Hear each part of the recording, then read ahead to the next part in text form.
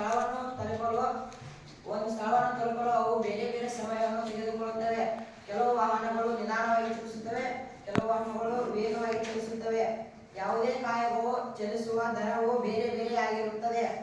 ಹಾಗೆಯೇ ಬೇರೆ ಬೇರೆ ಕಾಯವು ಒಂದೇ ಸಮಯದಲ್ಲಿ ಚಲಿಸಬಹುದು.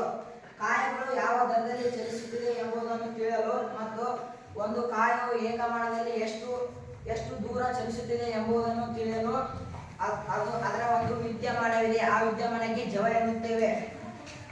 ಜವದ ಅಂತಾರಾಷ್ಟ್ರೀಯ ಮೂಲಮಾನ ಯಾವುದೆಂದರೆ ಮೀಟರ್ ಪರ್ ಸೆಕೆಂಡ್.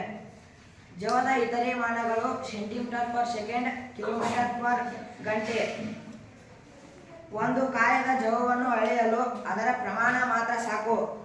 ಒಂದು ಕಾಯದ ಜವವು ಸ್ಥಿರವಾಗಿರಬೇಕಿಲ್ಲ.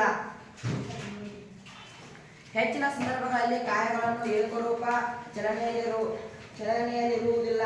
ಆದ್ದರಿಂದ ಅಂತಹ ಕಾಯಗಳನ್ನು ಚಲನೆಯನ್ನು ವಿವರಿಸಲು ನಮಗೆ ಅದರ ಸರಾಸರಿ ಜವ ಬೇಕಾಗುತ್ತದೆ. ಸರಾಸರಿ ಜವವು ಅದು ಚಲಿಸಿದ ಒಟ್ಟು ದೂರವನ್ನು ಅದು ತೆಗೆದುಕೊಂಡ ಒಟ್ಟು ಕಾಲದಿಂದ ಭಾಗಿಸುವುದರಿಂದ ಬರುತ್ತದೆ.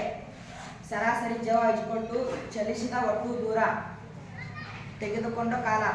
ಒಂದು ಕಾಯವು ಎಸ್ ಅಂದರೆ ಸ್ಪೀಡ್, ದೂರವನ್ನು ಚಲಿಸಲು ಟಿ ಅಂದರೆ ಕಾಲವನ್ನು ತೆಗೆದುಕೊಂಡರೆ ಅದರ ಜವವು ವಿ ಅಂದರೆ ಜವ, ವಿ = ಎಸ್ ಟಿ.